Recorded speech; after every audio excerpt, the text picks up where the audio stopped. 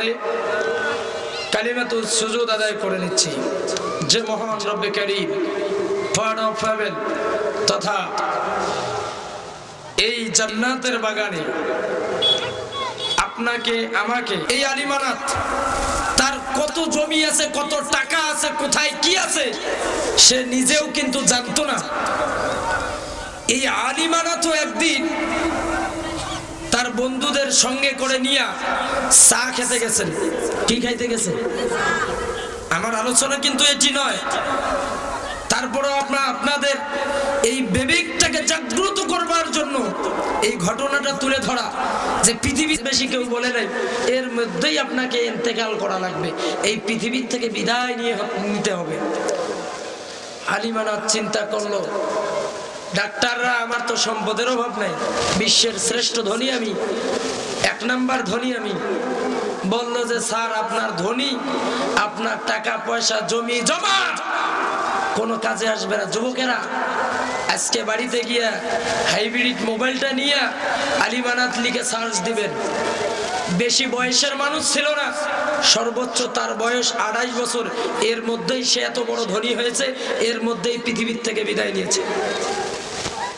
জামনা থাকবে না, এরাই আমনেই খেলা বন্ধ করে দিবে। কথা বলেন ঠিক কিনা? এজন্য এই কোরআনটাকে পার্লামেন্টে দিতে হবে। কোথায় দেওয়া লাগবে? পার্লামেন্টে। সম্মানিত দিনী ভাইরা, আমার তো বয়স কম।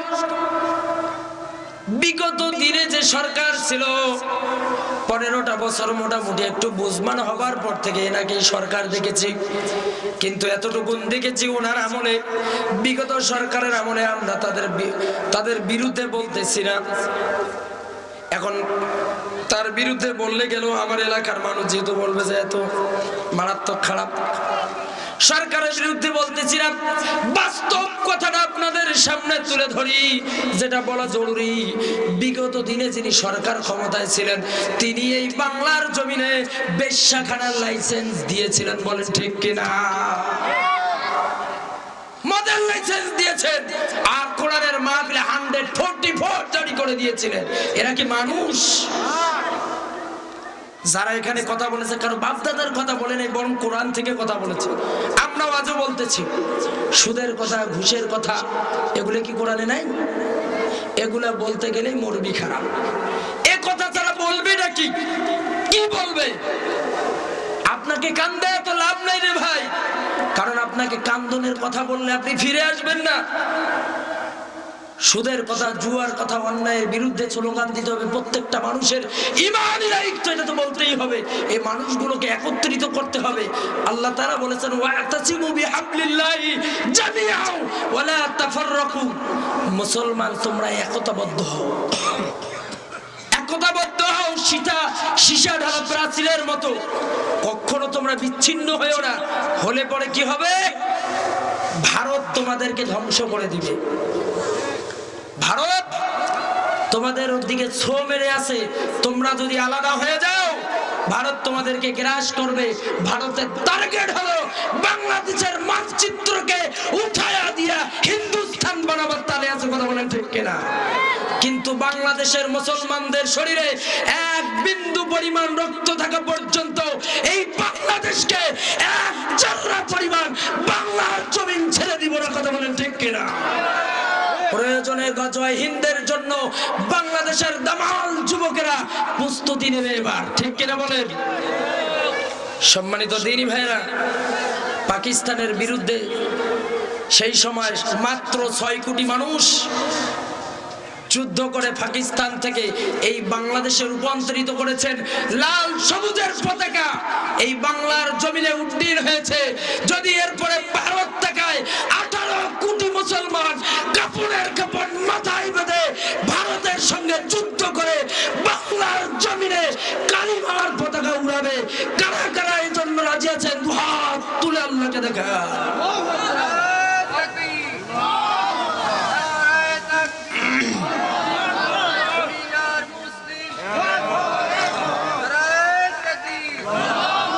সকলে বলছে আল্লাহুম্মা আমিন।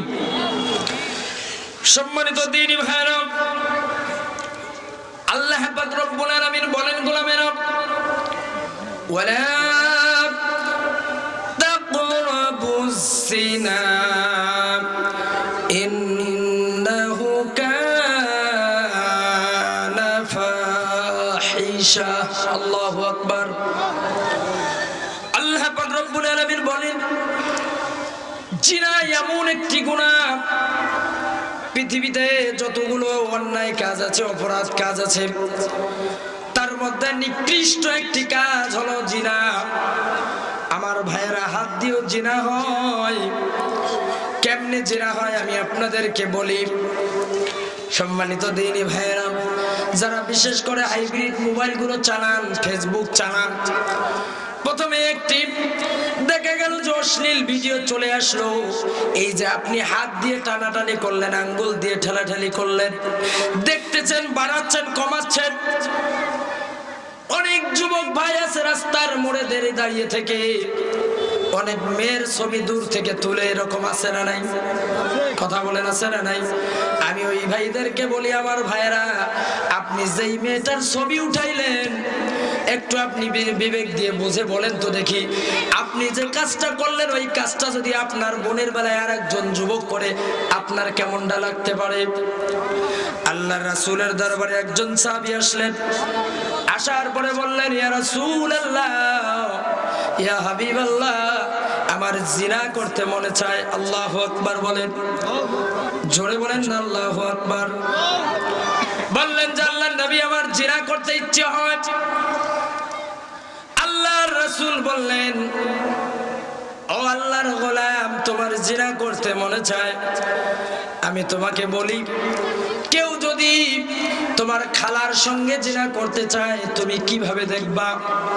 বলল যে আল্লাহর পয়গম্বর, আল্লাহর আসমানের নিচে, জমিনের উপরে ওই মানুষটার জন্য আমার মতো কঠোর কেউ হবে না। আল্লাহু আকবার বলেন। বললেন যে আল্লাহর গোলাম, শোনো, তোমার জিনা করতে বড় মনে চায়, তুমি একটাবার চিন্তা করো, কেউ যদি তোমার বোনের সঙ্গে জিনা করতে চায়, তুমি কোন চোখে দেখবা? ছিঁড়ে ফেলবো। বুঝেন? বললো যে কেউ যদি তোমার মায়ের সঙ্গে জিনা করতে চায়, বললো যে আমি পৃথিবীতে মানুষ নাকি এটা ভুলে যাব, তাকে আগে খুন করব, তারপরে নাস্তা খাবো, তাই নাকি? বললো যে হ্যাঁ। আল্লাহর পয়গম্বর বলল, কেউ যদি তোমার চাচাতো বোন, ফুফাতো বোন, খালাতো বোন, তোমার ফুফির সঙ্গে, তোমার খালার সঙ্গে জিনা করতে চায়, তুমি কোন চোখে দেখবা? বললো যে আল্লাহর পয়গম্বর, ইয়া রাসূলুল্লাহ, ইয়া হাবিবাল্লাহ, ওই মানুষটাকে কতল না করা পর্যন্ত আমি বাড়িতে ফিরবো না। আল্লাহু আকবার বলেন। আল্লাহর পয়গম্বর বললেন, সাহাবী শোনো, ও আল্লাহর গোলাম, তোমার জিনা করতে মনে চায়, তুমি একজনের সঙ্গে জিনা করবা। তোমার খালা, তোমার মা, তোমার বোন, তোমার ফুফি, তোমার আত্মীয় স্বজনের সঙ্গে যদি কেউ জিনা করে, তোমার যদি এইরকম চিন্তা হয়, তাহলে তুমি একটাবারের জন্য চিন্তা করে দেখো, তুমি যার সঙ্গে জিনা করতে যাচ্ছ, ও তো কারো না কারো বোন, ঠিক কিনা বলেন? ও তো কারো না কারো খালা, কারো না কারো মা, কারো না কারো ফুফি। তাহলে তুমি চিন্তা করো, তুমি যদি জিনা করতে যাও, তাহলে তোমার অবস্থাটা কি হবে? তোমাকেও তো তারা মেরে ফেলবে, হত্যা করবে। আল্লাহর গোলাম ভুল বুঝতে পেরে আল্লাহর পয়গম্বরের হাত খানা ধরলেন আর বললেন, ইয়া রাসূলুল্লাহ, ইয়া হাবিবাল্লাহ, আজকের পর থেকে জিনা তো দূরের কথা, বেগানা কোনো মেয়ের দিকে আমি আপনার কাছে ওয়াদা করলাম, কোনোদিন চোখ তুলে তাকাবো না। জোরে বলেন না সুবহান। সম্মানিত দ্বীনি ভাইরা, এজন্য যখন শয়তান তো বসে নাই, আপনি রাস্তায় যাচ্ছেন, যদিও বা নিয়ত করছেন যে না, হুজুরের ওয়াজ যখন শুনলাম, আগামীকাল থেকে নিজ মুখে চোখ করব আর আমি যাব, আল্লাহ বিল্লাহ করব, যাব, কিন্তু শয়তান বলবে যে না, চোখ নিচে করলে হবে না, চোখ উপরে করতে হবে। রাস্তা দিয়ে মমতাজ মার্কা মহিলা যাইছে, রাস্তা দিয়া সালমার মতো একটা মেয়ে যাইছে, এটাকে না দেখে থাকিস কেমনে? চোখ তুল। ঠিক সেই সময়ে আপনার ঈমানের পরীক্ষা, আপনি কত বড় মুসলমান, আপনি কত বড় ঈমানদার। আপনার পরীক্ষা তো তখনই যখনই একটা বেগানা মেয়ে চলে আসবে আপনার সামনে। আমার বোনেরা, আপনার সামনে যখনই একজন ভালো যুবক চলে আসবে তখনই আপনার ঈমানি পরীক্ষা শুরু। এটি সঙ্গে সঙ্গে যদি আপনার মস্তকটা অবনত করে নিচের দিকে করে ইস্তেগফার করে আপনি যদি চলতে পারেন, আল্লাহর কোরআন সাক্ষী, এই মাহফিলে বলছি আপনার মতো সুপুরুষ, আপনার মতো সুন্দর এবং ভালো মানের যুবতী এই পৃথিবীর জমিনে আর একজনও হতে পারে না। কথা বলেন না কেন, ঠিক কিনা? সম্মানিত দিনী ভাইরা, আজকে যদি বাংলার জমিনে বিশেষ করে এই জিনাটা বন্ধ হয়ে যায়, আমার যুবক ভাইরা বিশেষ করে এই মেয়েলি ফাংশন থেকে যদি বাইর হয়ে আসতে পারে, আল্লাহর কসম করে বলি আল্লাহি বিল্লাহি তাআলা, এই যুবকেরা ইসলামে বাংলাদেশের এই সময়ের ইসলামে খালিদ বিন ওয়ালিদের মতো ভূমিকা রাখতে পারবে। কথা বলেন ঠিক কিনা? সম্মানিত দিনী ভাইরা, আপনি যত বড় এখানে স্লোগান দেন না কেন, যতই 5 ওয়াক্ত নামাজ পড়েন না কেন, আর যাই করেন না কেন, যদি এটার থেকে আপনি বাহির হয়ে আসতে না পারেন, মনে রাখবেন আপনি প্রত্যেকটা রাইতে যে জুনার কাজ করতেছেন, যদিও বা দুইটা শরীরের মিলন নয়, আপনি মেসেঞ্জারে গিয়ে একটা অন্য মেয়ের সঙ্গে মেসেঞ্জারে চ্যাটিং করতে গিয়ে আজে বাজে কথা বলতেছেন, এই যে কথাগুলো বলতে গিয়ে আপনি যে জেনার কাজগুলো করলেন, কিয়ামতের ময়দানে এর জন্য আপনাকে হিসাব দিতে হবে। দেখা যায় যে বর্তমান সময়ে যুবকদেরকে বলি, যেহেতু আমি ছোট মানুষ, হাদিস পড়েছি, এটা বলতেই হবে, কারণ কোরআন এবং হাদিসে এমন কোনো কথা নাই যে বলা যাবে না। আল্লাহর পয়গম্বর মা আয়েশাকে বলতেন, আয়েশা, তোমার এবং আমার ভিতরে, ঘরের ভিতরে কি হয় এটাও তুমি আমার উম্মতদের জন্য উন্মুক্ত করে দাও, বলে দাও। সুবহানাল্লাহ। এখানে যতগুলা মানুষ আছি, স্বামী আর স্ত্রী ঘরের ভিতরে আপনারা কি করেন, আপনার বলার হিম্মত থাকবে না, পারবেন না বলতে আপনি, কিন্তু কোরআনের কথাগুলো তো বলা যাবে না, যাবে না?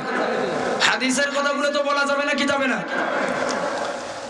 সম্মানিত দিনী ভাইরা,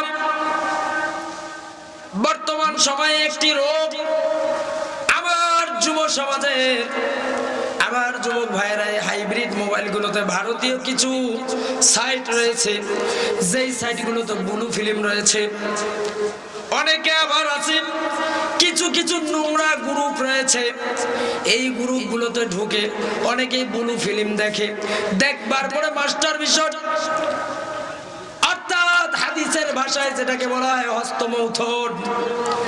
আবার অনেক যুবক ভাই রয়েছে, আমার ভাইরা বয়স হয়ে যায়, বিয়ে করে না, চাকরির আশায় বসে আছে, অনেকেই চিন্তা করতেছে গ্রাজুয়েটটা আগে কমপ্লিট করি তারপরে বিয়ে করি। না, আমি আপনাদেরকে বলি ভাই, আপনি থাকেন কেমনে আমার বুঝে আসে না, কারণ আপনার তো বয়স পেরিয়ে যাচ্ছে।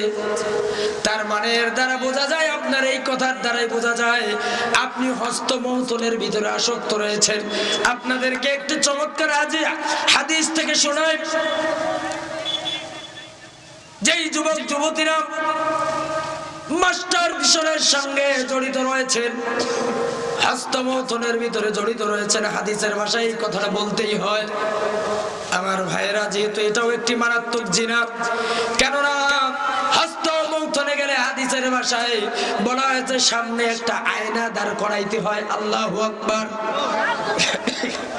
আল্লাহর রাসূল বলেছেন সামনে আয়না দাঁড় করাইতে হয়, অর্থাৎ কাউকে না কাউকে সামনে দাঁড় করাইতে হয়। আপনি রাস্তায় চলেছেন, কাউকে আপনার মনে লেগেছে, সে আপনার সামনে এসে গেল, ঘুমের ঘরে এসে গেল। আল্লাহ রাসূল বলেছেন এই কারণেই এটি দৈহিক মিলনের চেয়ে নিকৃষ্ট একটি জিনা, সেটি হচ্ছে হস্তমৈথুন। যুবক ভাইরা কান লাগান, যারা হস্তমৈথুন করেন, আল্লাহ রাসূল বলেন কিয়ামতের ময়দানে এই সমস্ত মানুষগুলো এতটাই নিকৃষ্ট হবে, এতটাই জঘন্য হবে, তাদের দল থাকবে আলাদা।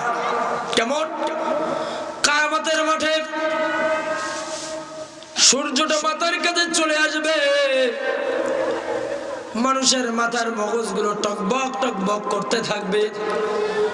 হাদিসের ভিতরে এসেছে মগজগুলো গলে গলে নাক দিয়ে আসবে, মুখ দিয়ে আসবে, মানুষ ঘামতে শুরু করবে। এই ঘামের মাঝে কারো নাভি পর্যন্ত চলে আসবে, কারো বুক পর্যন্ত চলে আসবে, জমিনটা তামা তামা হয়ে যাবে। আল্লাহর রাসূল বলেন জিহ্বাটা নাভির কাছে চলে আসবে, কারো বা পায়ের কাছে এই জিহ্বাটা চলে যাবে। নাউযুবিল্লাহ বলেন। ওই কিয়ামতের ময়দানে প্রত্যেকটা মানুষ পাগল পারা হয়ে যাবে, বেহুশ হয়ে যাবে, আর বলতে থাকবে ইয়া নফসি ইয়া নফসি, আল্লাহ বাঁচাও, আল্লাহ বাঁচাও, ও আল্লাহ আজকে হাসরের ময়দানে বাঁচাও। এই কথা যখন বলতে বলতে মানুষগুলো ছুটতে থাকবে, এর মধ্যে একটা দল দেখা যাবে। সেই দলটা হলো এমন একটা দল, এই দলটা দেখবে তার আঙ্গুলগুলো ফুলে ফুলে, অর্থাৎ এই আঙ্গুলগুলো এই হাতগুলো গর্ভবতী হবে। শুধু তাই নয়, গর্ভবতী হবার পরে ওখান থেকে একটা বাচ্চা ভিতরে অর্ধেক থাকবে, বাহিরে অর্ধেক থাকবে। 5টা আঙ্গুল, এই 5টা আঙ্গুল যদি গর্ভবতী হয়, একটা মা একটা বোন গর্ভবতী হলে যেরকম হয় পেটটা উঁচু হয়ে যায়, কিয়ামতের ময়দানে হস্ত মৌতুমকারী নারী এবং পুরুষের আঙ্গুলগুলো এক একটা করে বিশ্রী রূপ নিয়ে পেটগুলো ফোলার মতো হয়ে বাচ্চাটা অর্ধেকটা আঙ্গুলের ভিতরে থাকবে আর অর্ধেকটা বাইরে থাকবে। তার লজ্জা স্থান দিয়ে ময়লাগুলো বাইর হতে থাকবে, মুখ দিয়ে ময়লা বাইর হতে থাকবে। কিয়ামতের ময়দানে এইরকম অস্থির অবস্থায় মানুষগুলো পাগল পারা হয়ে যাবে। তারপরেও যখন ওই দল মানুষগুলোকে দেখতে পারবে, তাদেরকে দেখবার পরে ওই বেহুশ হওয়া মানুষগুলো, বিচ্ছিন্ন মানুষগুলো তাদের থেকে আরো দূরে পালাতে থাকবে। বলেন না আল্লাহু আকবার। এমনিই তো হাসরের মাঠটা অন্যরকম হয়ে যাবে, দৌড়াইতেই থাকবে। এই সমস্ত মানুষকে দেখবার পরে আবার ওই হাসরবাসী তারা ছুটে অন্যদিকে যাবে, কেননা এদের উপরে এখনই গজব না আল্লাহ তাআলার এই ভয়ঙ্কর, সূর্যটা তো মাথার উপরে আছে, তার চেয়েও কোনো ভয়ঙ্কর গজব এই মুহূর্তে তাদের উপরে আসে কিনা। এজন্য আমার যুবক ভাইদেরকে বলবো, আমার যুবক ভাইরা, আমার যুবতী বোনেরা, এই চেনার মতো নিকৃষ্ট কাজ থেকে আপনাদেরকে ফিরে আসতে হবে, ফিরে আসতে হবে। কথা বলেন ঠিক কিনা? আওয়াজে বলেন ঠিক কিনা? আসার দরকার আছে না নাই?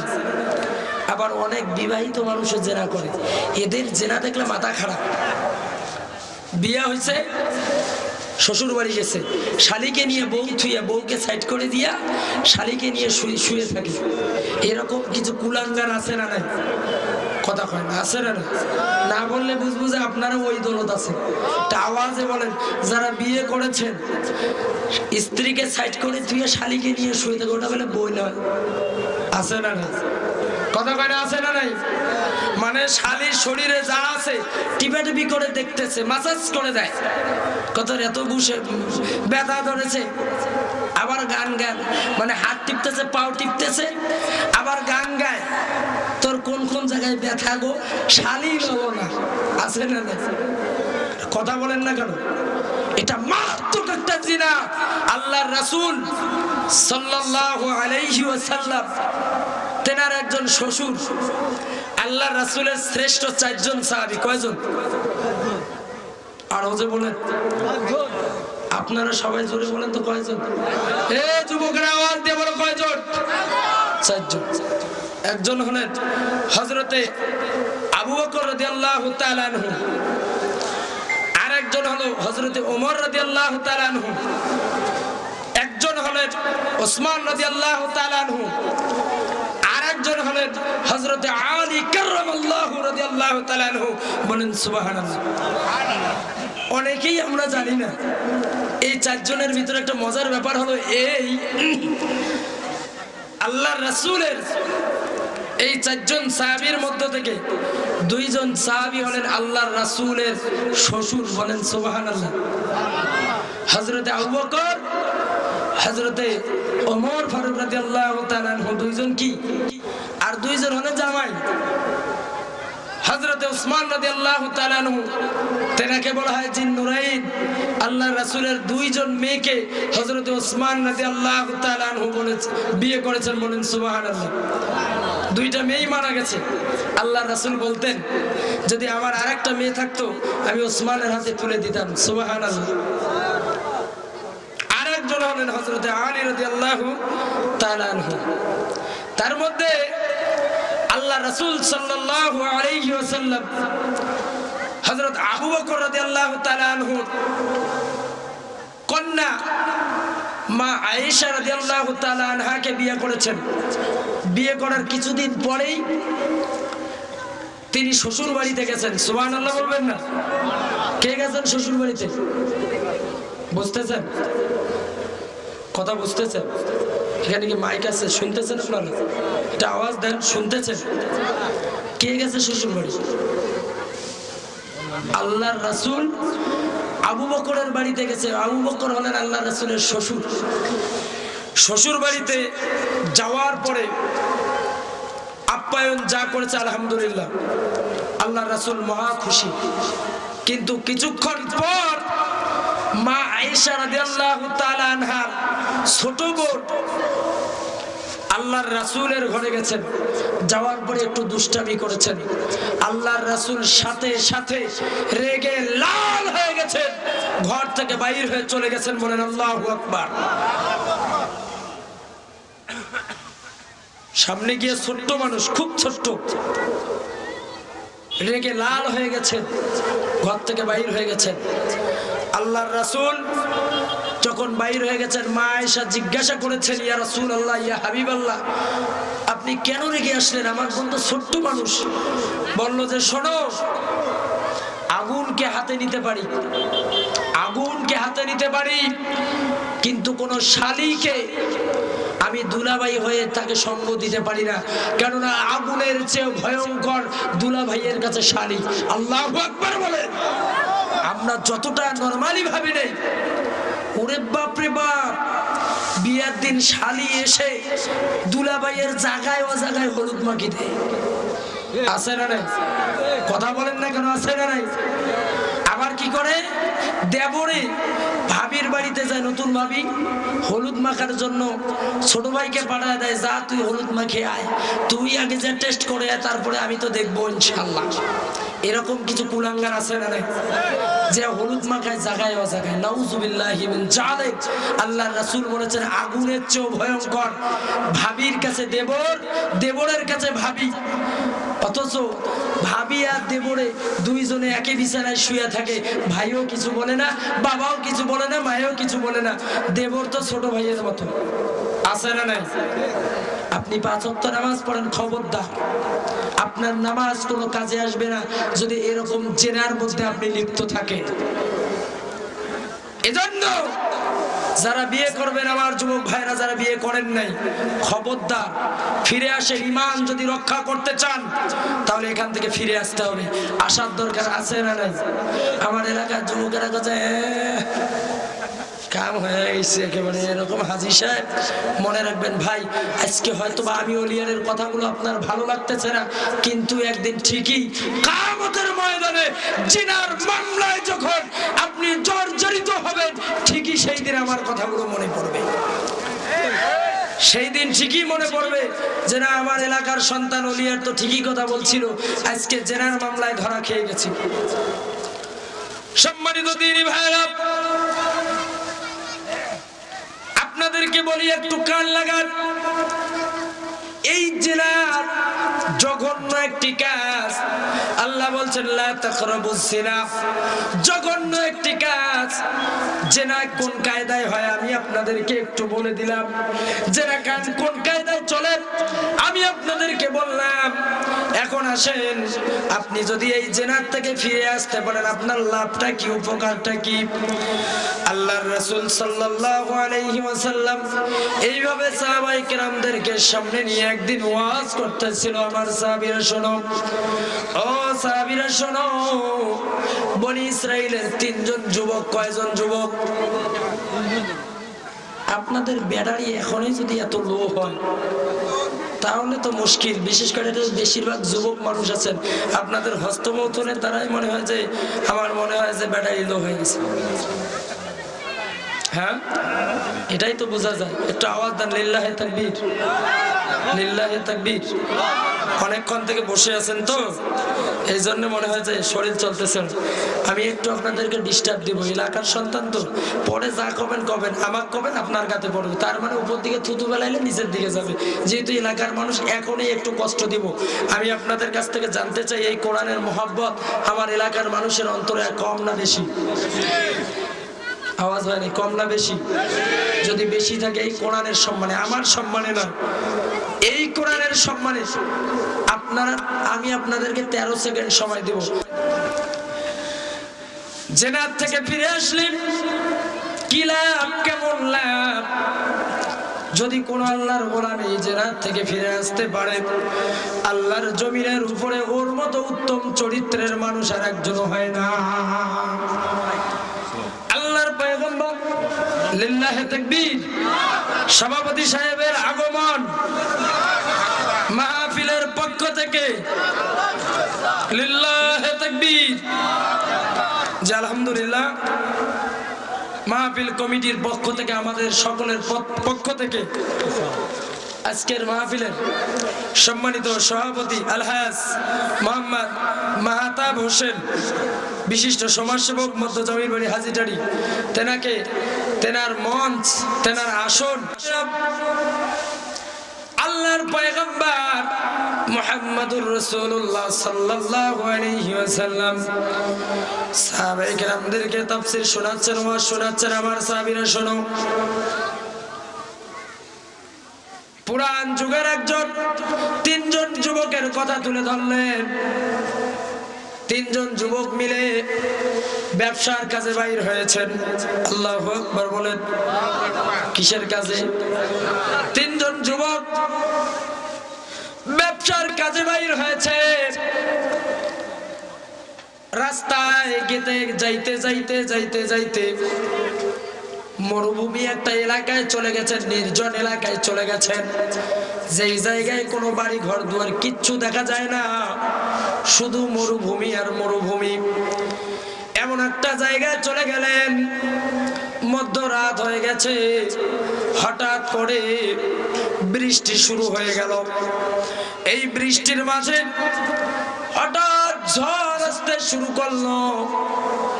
যতই হোক না কেন, তারা তো মানুষ ছিল, ভয় আছে না নাই? কথা বলেন না কেন, আছে না নাই? আমরা যদি বাড়ি ভর্তি মানুষ নিয়ে ঘরের ভিতরে থাকি, আর যদি আকাশটায় একবার বিদ্যুৎ চমকায়, ওরে বাবা কয়া খেতার তলে ঢুকি। কথা বলেন না কেন? মাথা ঢেকে ঢুকে থাকি, ওরা কান চিপে ধরি কিনা।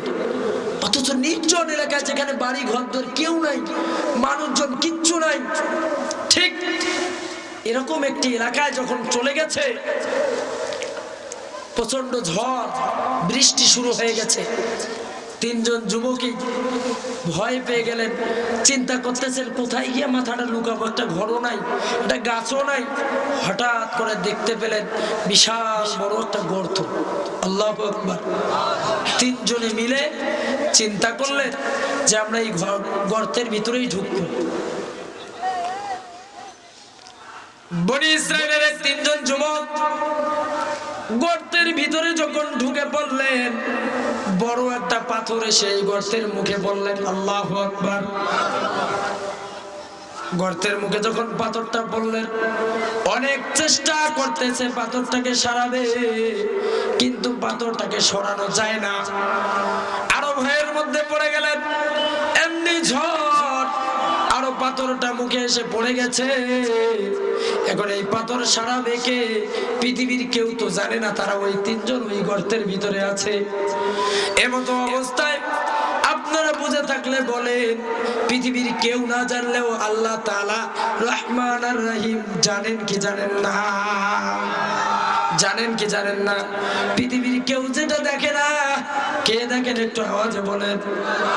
হয় নাই, জোরে বলেন, কে দেখে? লিল্লাহি তাকবীর, লিল্লাহি তাকবীর। আব্দুল হান্নান আল্লাহ সুযোগ করে দিলে আর একদিন ইনশাআল্লাহ তুলবো। এলাকার মানুষ তো, আরো মাহফিল আছে ইনশাআল্লাহ, শুনবেন। আবার এলাকায় মাহফিল হলে অনেকের অ্যালার্জি। আমি যদি ওয়াজ করি অনেকের অ্যালার্জি শুরু হয়। আমি বুঝি না ভাই, আপনারা বিশ্বাস করেন। কয়েকদিন আগে ব্যাঙ্গেরহাটে এক মাহফিলে আমি ইসকনের বিরুদ্ধে কথা বলেছিলাম। ইসকনকে বাংলাদেশের জমিনে বয়কট করা হোক। বাংলাদেশের জমিনে ইসকন নামক এই কুলাঙ্গার কোন সংগঠন থাকতে পারে না। আওয়াজ তুলে কথা বলেন, ঠিক কিনা?